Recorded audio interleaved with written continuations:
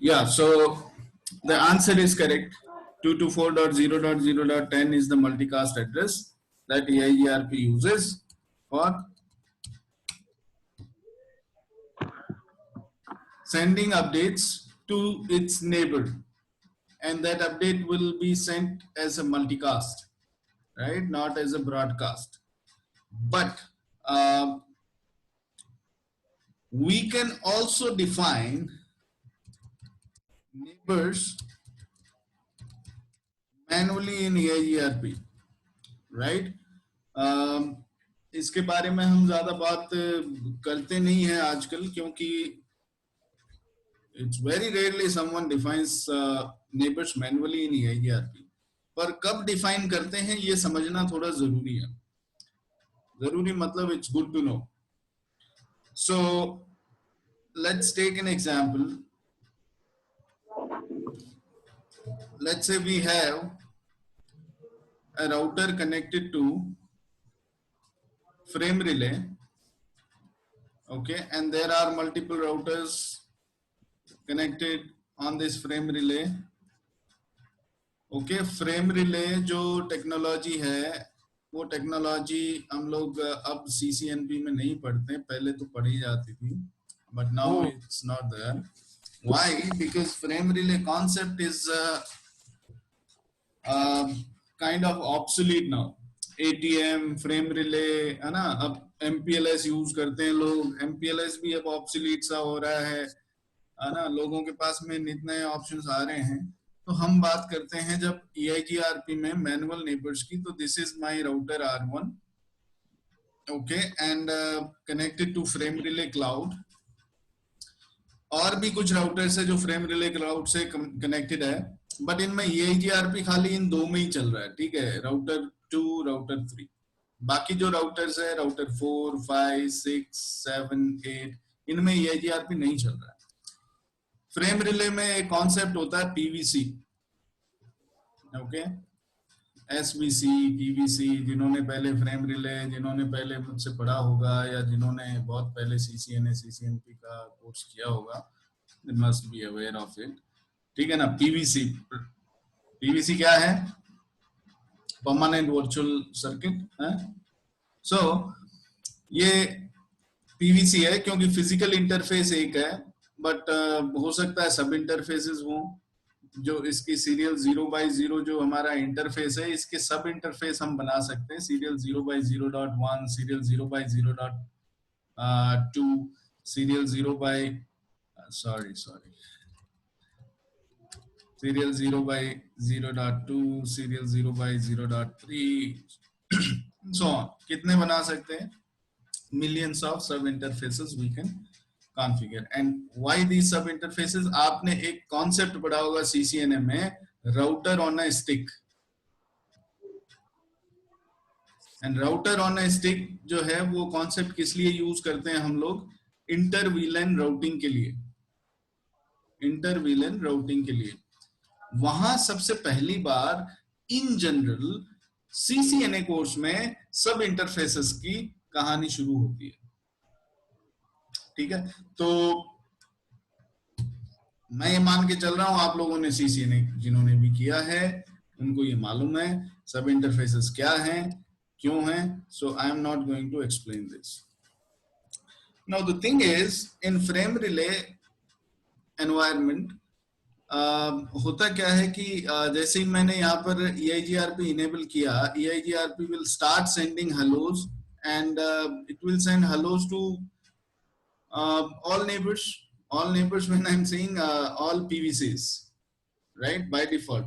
अगर मैं dynamically EIGRP चला के और नेटवर्क एडवर्टाइज कर दूंगा तो सभी सब इंटरफेसेस पे EIGRP जो है वो हेलो भेजना शुरू कर देता. लेकिन अगर मैं मैनुअली नेबर बनाता हूं तो क्या होता है, सिर्फ इसको और इसको नेबर बनाया तो सिर्फ इन्हीं दोनों को हेलो भेजेगा, बाकियों के पास में हेलो नहीं जाएगी, जो कि वाजिब बात है, जानी भी नहीं चाहिए. तो ऐसा करके एक सिचुएशन आ सकता है जहां पर आप मैनुअली नेबर्स मेंशन कर सकते हो EIGRP में. इसका एक नया पेज शुरू करते हैं। हाँ, इसमें कोई मैनुअल नेबर्स में कोई डाउट है तो पूछिए मेरे को। क्यों, मतलब कैसे बनाते हैं वो तो मैं आपको दिखा दूंगा। कल भी हमने देखा था, एक कमांड थी हमारे पास में, तो मैं राउटर EIGRP1 R5 पे गया, ठीक है जी, और इस पे मैंने क्या कॉन्फ़िगर करवा रखा है,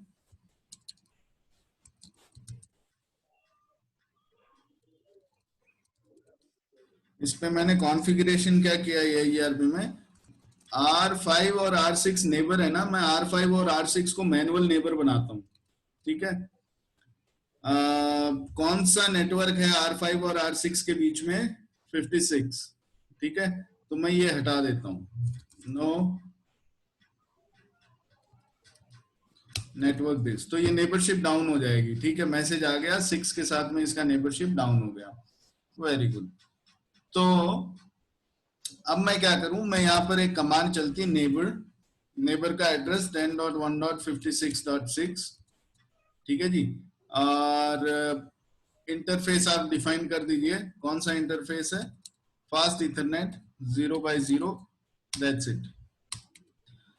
तो आपने नेबर डिफाइन कर दिया इस इंटरफेस पे, ठीक है। मैनुअली आपने क्या किया, इधर इस इंटरफेस पे नेबर डिफाइन कर दिया, लेकिन आपने ये नेटवर्क एडवर्टाइज किया है, पहले तो हमने नेटवर्क ही एडवर्टाइज किया हुआ था ना।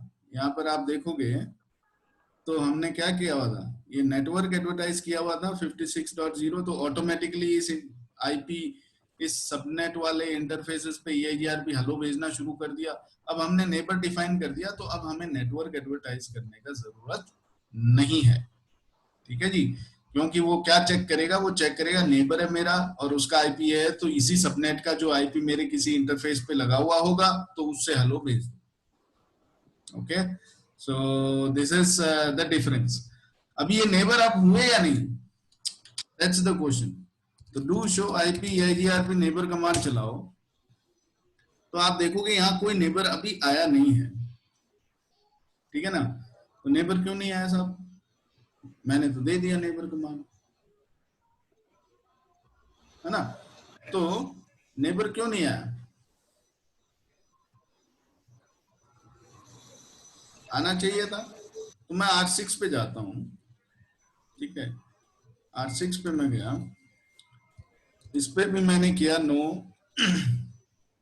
उप्स उप्स उप्स, sorry,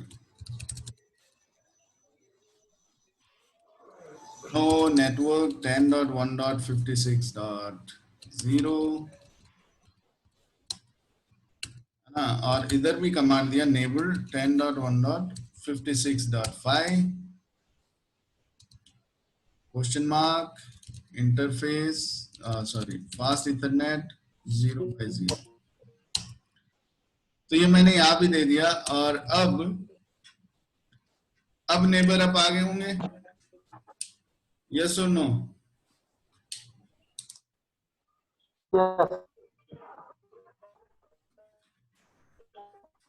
to show IP EIGRP neighbour, देख रहे हो आप, नेबर तो नहीं बने, है ना। फास्ट इथरनेट इंटरफेस पे मैंने नेबर कमांड चलाया, दोनों साइड चला दिया, फिर भी ये नेबर तो नहीं बने। Now what is the reason, anyone would like to guess. देखो मैं आपको ये दिखा रहा हूं कि मैंने आईपी जो है ना वो मैंने सही दिया है नेबर का। फिर मैंने आईपी EIGRP इंटरफेस, तो आप अगर ये कमांड चलाओगे do show IP EIGRP interfaces, तो ये दिखा रहा है EIGRP interfaces for process 1 are this, ठीक है। तो फास्ट इथरनेट इंटरफेस पे EIGRP चला दिया है ना। डू शो आईपी प्रोटोकॉल, जब शो आईपी प्रोटोकॉल कमांड चलाते हैं तो यहाँ एक बड़ी इंपॉर्टेंट चीज है जो आपको यहाँ देखने को मिलेगी, के वैल्यूज, है ना। K1, K2, K3, K4, K5, मैंने कहा था मैट्रिक जब कैलकुलेट करता है तो बाय डिफॉल्ट बैंडविड्थ और डिले यानी K1 और K3 को ही यूज करता है, ठीक है जी। बाकी जो है वो सारे जीरो हैं। अगर आप इन K वैल्यूज को 1 कर दोगे तो वो के वैल्यू जिस एलिमेंट के साथ में एसोसिएट होती है वो भी मैट्रिक कैलकुलेशन में कंसीडर किया जाएगा। ठीक है जी। मैक्सिमम हॉप काउंट आप देख रहे हो 100, दिस इज बाय डिफॉल्ट 100, 255 तक इसको सेट कर सकते हो। वेरिएंस अभी 1 है ना। और क्या है, मैक्सिमम पाथ लोड बैलेंस जिस पे कर सकता है वो बाय डिफॉल्ट 4 है, ये 6 तक जा सकता है। ठीक है ना। और ये आप देख रहे हो राउटिंग इंफॉर्मेशन सोर्सेज 10.1.56.5। ठीक है। Distance this routing information source.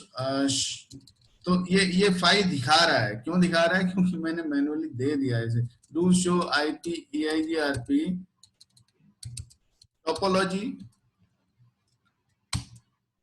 ये कमांड में चलाता हूं तो आप देखेंगे कि मेरी EIGRP टोपोलॉजी में 4 नेटवर्क हैं। कौन से हैं? अरे ये तो मेरे ही हैं, जो 6 पे ही मैंने एडवर्टाइज किए हैं, R6 पे इसके लूप बैक एड्रेस, और एक इससे जो डायरेक्टली कनेक्टेड है वो वाला एड्रेस है ना। तो ये भी है। शो आईपी EIGRP,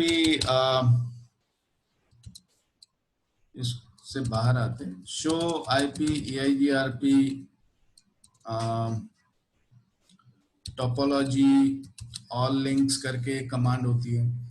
तो ये कमांड क्या करती है, ये कमांड आपको सारे लिंक दिखाती है टोपोलॉजी टेबल में, चाहे वो फिजिबल सक्सेसर जो भी है नहीं है, एवरीथिंग मींस ऑल लिंक्स और उसके डिटेल्स। ये देख रहे हैं आप, ये क्या है, ID. What is ID? This is what is ID? Show IP protocol command हम लोग चलाए थे, तो आप इस कमांड में देखेंगे राउटिंग प्रोसेस दिस दैट, नहीं आईडी इसमें भी नहीं दिखा रहा। शो आईपी EIGRP इंटरफेसेस, इसमें भी नहीं दिखाएगा, तो आईडी दिखाएगा खाली इसमें। शो आईपी EIGRP टोपोलॉजी में दिखाएगा राउटर आईडी। अब मैं ये मान के चल रहा हूं कि आप लोगों को राउटर आईडी का कॉन्सेप्ट मालूम है कि राउटर आईडी क्या होती है ना। एक राउटर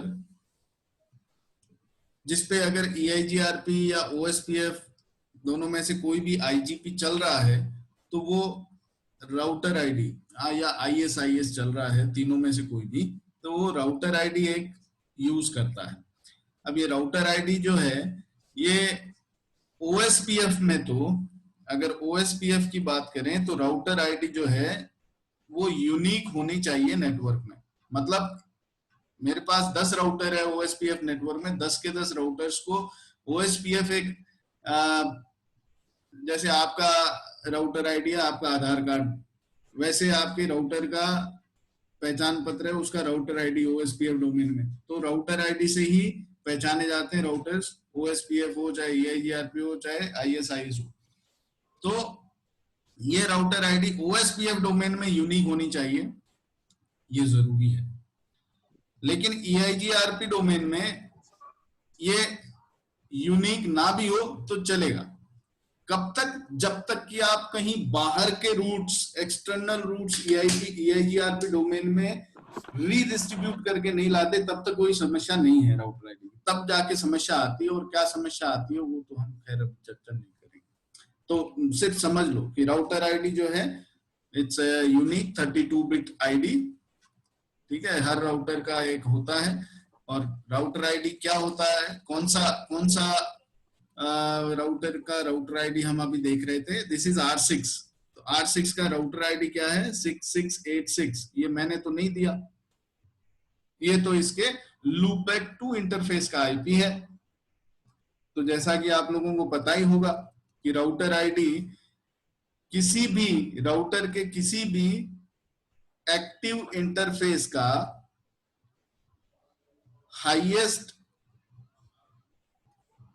आईपी एड्रेस, मतलब कोई भी आपके एक्टिव इंटरफेस है राउटर पे, तो जैसे कि मेरा ये एक राउटर है, इसके ये 4 इंटरफेस है। एक का आईपी है 10.1.1.1, एक का है 20.1.1.1, एक का है 30.1.1.1 और एक का है 40.1.1.1। तो इन चारों इंटरफेसेस में से किसी, अब जो भी इंटरफेसेस एक्टिव होंगी, अब ये चारों ही एक्टिव है मान लो, ठीक है, चारों अप है, एक्टिव का मतलब अप है ना, कोई समस्या नहीं है। तो इन चारों इंटरफेसेस में से जिस इंटरफेस का हाईएस्ट आईपी एड्रेस होगा उस आईपी एड्रेस को ये राउटर आईडी मान लेगा, जो कि यहाँ पर है 40.1.1.1। तो आपके इस राउटर का राउटर आईडी क्या बन जाएगा साहब? 40.1.1.1। और ये आप कैसे कॉन्फ़िगर करोगे? ये अपने आप कर लेगा राउटर, आपको कुछ नहीं करना, ठीक है जी। तो ये तो है पहला नियम। दूसरा नियम, अगर आपने राउटर पे कोई लूप बैक इंटरफेस कॉन्फ़िगर कर दिया, तो जैसे इस राउटर पे मैंने एक लूप बैक इंटरफेस कॉन्फ़िगर कर दिया 1.1.1.1, तो ये लूप बैक इंटरफेस का आईपी बन जाएगा आपके इस राउटर का राउटर आईडी, चाहे वो छोटा ही क्यों ना हो, 10, 20, 30, 40, इनमें से पहले सबसे बड़ा जो आईपी, हाईएस्ट आईपी था वो बना था, लेकिन अब लूप बैक आते ही ये सब जो है ये धराशायी हो गए। लूप बैक आईपी जो है वो बन जाएगा आपका राउटर आईडी। अब मान लो मेरे पास मल्टीपल लूप बैक है, loop back 1, loop back 2, loop back 3, 2.2.2.2 is loop back 1, 3.3.3.3 is loop back 2। तो इन लूप बैक्स में अब फिर इलेक्शन होगा, जिस लूप बैक का हाईएस्ट आईपी होगा वो बन जाएगा आपका राउटर आईडी राउटर का। तो हमारे इस राउटर 6 पे आप देखेंगे do show IP interface brief,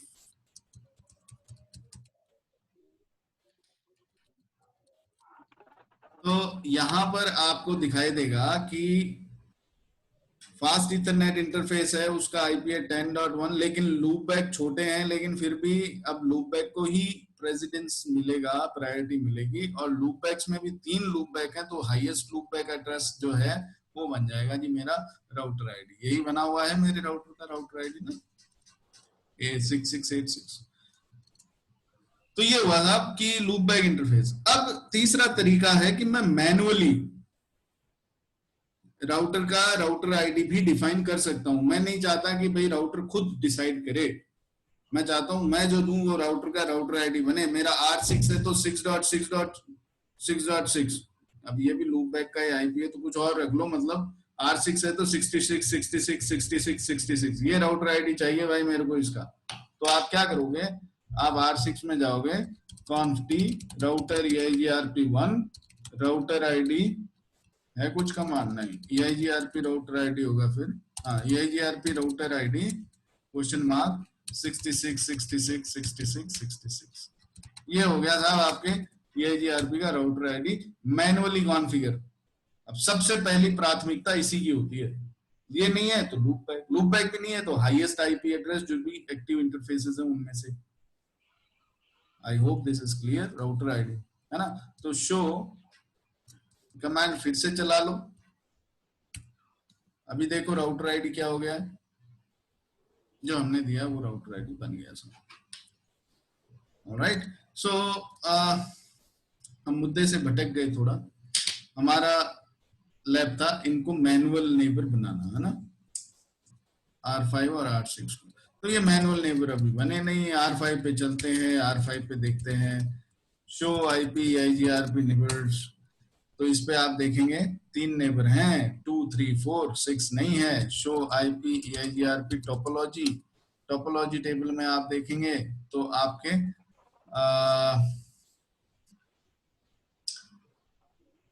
yup, so topology table में यू हैव दिस रूट 56 कहाँ है ही नहीं इसमें, तो किधर गया बाबा, where is 56? अच्छा,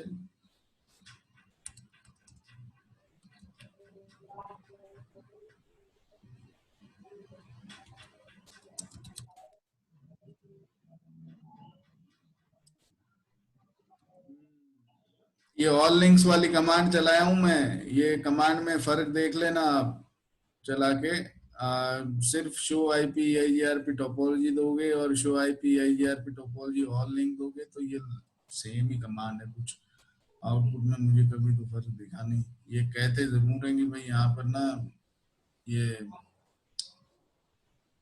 कुछ ये दिखाता है extra information. Okay, but whatever it is 56 is not there. So एक काम करो, show run section out. Let's see what is happening. Have we given a proper command or not? अरे इसने तो नेबर कमांड लिया ही नहीं रे बाबा। Router EIGRP1 neighbor 10.1.56.6 fast ethernet 0/0.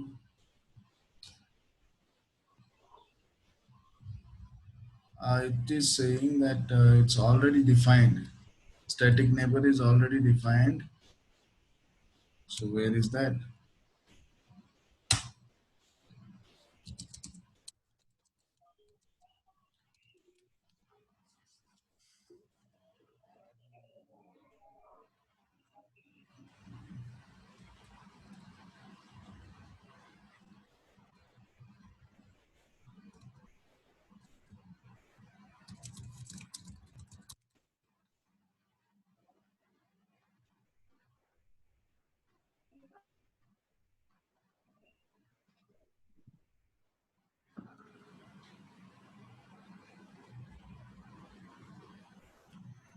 इसके पास तो ये कमांड है साहब, इसके प्रोसेस में ये कमांड क्यों नहीं आ रहा है? Showing enable this, okay.